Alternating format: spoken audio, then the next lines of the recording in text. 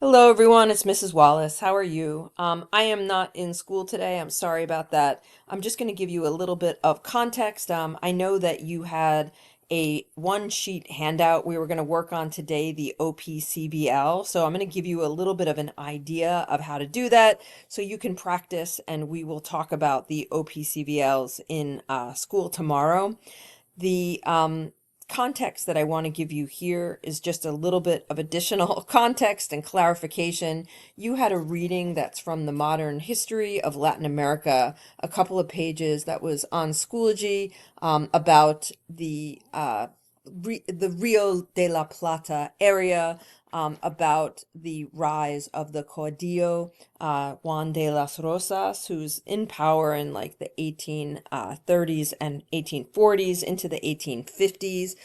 So we want to look at an example of a caudillo, just to kind of test drive some of the things that we already know about caudillos. We know that this is a space where historians disagree. There's a lot of discussion about why is it that caudillos rose so frequently in Latin America in the time period right after independence. And, sometimes we might think of that as, kind of this anarchy or like a power vacuum of sorts. And caudillos rise to become, like strong men in a sense that take advantage and in some cases exploit and reign terror. But on the other hand, meet the interests of a couple of groups and gain some loyalty. And so there's a variety of different ways to consider the actions of the caudillos, and that's what makes it an interesting topic. And one useful thing about looking at some examples is, the caudillos and the outcomes, are not all the same. So when you look at a specific example, you can kind of draw on, this is what I think happened in this example. So we're looking at the area known as the provinces of Rio de la Plata and modern day Argentina. At the time of the 1810s, 1820s, remember that this is an independence movement that then generates into a post-independent kind of political unraveling, and that's kind of what we're looking at.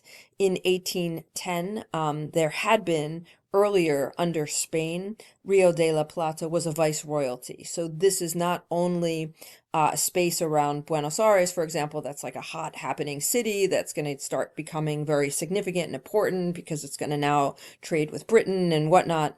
But under Spain, this was a very significant space because it was where Spain had its political kind of head end for this particular region. There were other viceroyalties too, but it was significant, under Spanish colonialism too, at least from like the 1700s onwards. So it kind of moves from being a hub of Spanish colonialism to something in 1810 with the actions of Napoleon and whatnot.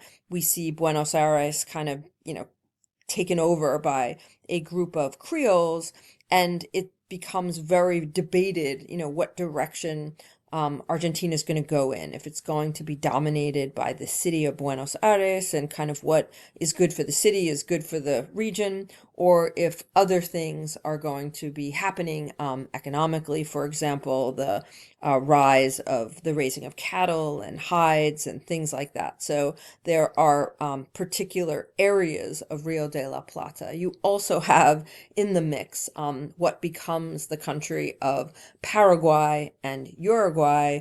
Those two societies kind of break off around the time of the 1820s. So that like decade between 1810 and 1820s are contentious because there's a lot of political debate about whether or not there's going to be basically, centrality and kind of togetherness, or if there's going to be more fragmentation. So the story that we're looking at is really the rise of Rivadavia, who's a liberal, and then his downfall and a little bit of the rise of Juan de las Rosas. The two source excerpts that you have refer to the second man, Juan de las Rosas, and you see some of this plus a nice map in the handout that you read. So if you haven't checked out the handout that's on Schoology, take a good look at that. This short intro should just give you a little bit of additional info to kind of work with. So on the screen, you're looking at an image of Rivadavia, who becomes a significant leader in about 1821.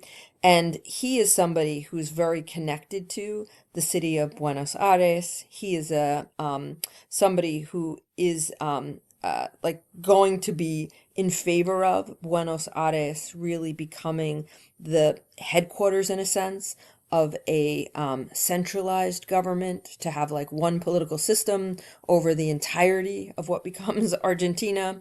So he's going to be somebody that is, seeking centralism. He also is a liberal, so he's got the Enlightenment ideas. We see this a little bit in the Graham text. He is somebody who is advocating for the economy to explode. He is looking for investments from Britain. He's looking for immigration from Europe. He's very kind of pro-British, and some of what, we might call today neo-colonialism. He's looking at that from an opportunistic, end that's going to increase economic opportunities for many people in his upper class in places like Buenos Aires. So he's in favor of that. He's also in favor of more secular policy. He doesn't destroy the church, but he takes away certain monasteries and uses that land as state land. He makes it so people don't have to give tithes anymore. So, money to the church doesn't have to happen. So there's a lot less support for the Roman Catholic Church. That's going to tick some people off. So there's a great deal of things that he does that maybe become problematic. He does also restrict some of the power of the gauchos, the cowboys that are in the Pampa section of Argentina. These are people who are in the interior. They're seen by Rivadavia as kind of, reckless and problematic and way too political. And he, creates policies that make it much harder for them to move around. Basically, they need permission and a passport and able to be, moving around the society. He kind of restricts them, in a sense, to their ranches and to the people who are overseeing those ranches. And Rivadavia, one of the things that he tries to do, in addition to developing a great deal of investment and policies like immigration, he also works on developing a constitution. And he is part of a group that goes to write a constitution in 1825. And this is like one of these examples where we can kind of say, hey, there is this very liberal constitution, and it has documentation of the various, Enlightenment rights that people are going to get. And this is, kind of interesting. And it does speak to, a national government. But it ultimately doesn't pass. There are members of Congress who essentially pick themselves up and leave, and these are going to be members of Congress that represent, the interior. The competitive model for Rivadavia is rising, where there's groups of ranchers who really see a federalist model working, where there might be a society where political control exists in multiple spaces, not just in Buenos Aires. So a lot of this is really about a political question: who will have the power to rule and who will have the power to basically make decisions about, the ranchers' economic,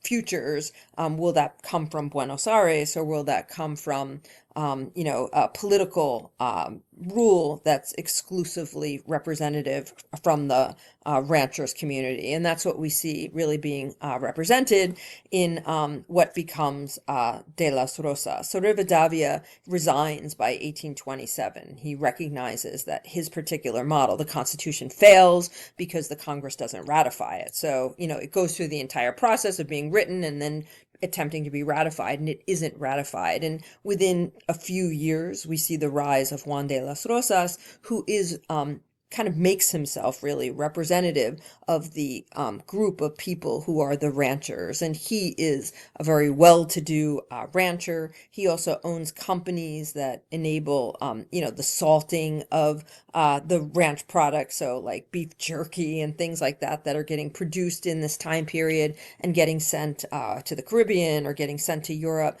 All of those products are increasing in demand. And so as the increase in demand happens, ranchers are looking at their like political clout increasing, and Juan de las Rosas is, building that type of model. You can make a case that he is all in favor of federalism, but he doesn't really create a constitution where there are multiple layers of political, kind of equal spaces that all, share, a foreign policy or something like that. He is not really that different from a dictator. He largely becomes the rule. So whether or not there should be future policies with France, or whether or not there should be particular, economic policies for Buenos Aires, or whether or not ranchers should undergo something. Pretty much all of the policies in Argentina come through Juan de las Rosas. And so he is positioning himself as different than Rivadavia. In reality, he creates kind of a centralist model, but through a lens that's a little different. He is kind of like the top caudillo in what becomes a group of caudillos who rule different regions, and people are largely loyal to him. People who don't agree with Juan de las Rosas are essentially killed, or they're removed from the society, or they leave on their own. So there's like massive numbers of people who migrate outward, and people who write about and oppose Juan de las Rosas from outside of Argentina. So there is, in a sense, this very interesting dynamic. He does institute a great deal of control. He gives regions some greater representation. And there are groups of people at the time he comes into power. There are many groups of people who support him, lots of kind of regional interests in Argentina. But at the same time, once he arrives in control, he's using terrorism. He has a secret group that, is decapitating people or killing people. He comes to power largely through force. So he is, in a sense, kind of a typical caudillo in that he's got these various parts of his role, right? So terrorism on one hand, people wear red ribbons to show loyalty. If they're not loyal, they risk being killed. He's also much more conservative, so he's favoring the church and the values of the Roman Catholic Church, the morality code of the Roman Catholic Church. So you see some of that in the reading. So have a little bit of an idea of who Juan de las Rosas is. He really doesn't get taken down until the 1850s, and it's by people that oppose him, people who will be much more, questioning of his rule. You have a sheet that includes value and limitation for two excerpts. The first excerpt is from Juan de las Rosas in the time period of the 1830s. And I want to say like maybe late 1820s, early 1830s. It's written in a letter to another kind of, loyal caudillo. And the idea is that you are looking at Juan de las Rosas talking about his rise to power and the way that he kind of came to power. The very first name mentioned in that source is a earlier governor of Buenos Aires, so we get a sense of an assassination that happens. So note a little bit about that. The second source is by a future leader of Argentina. This is also written in like the 1830s. This is a time where Sarmiento is he opposes De las Rosas, but is not yet the political leader.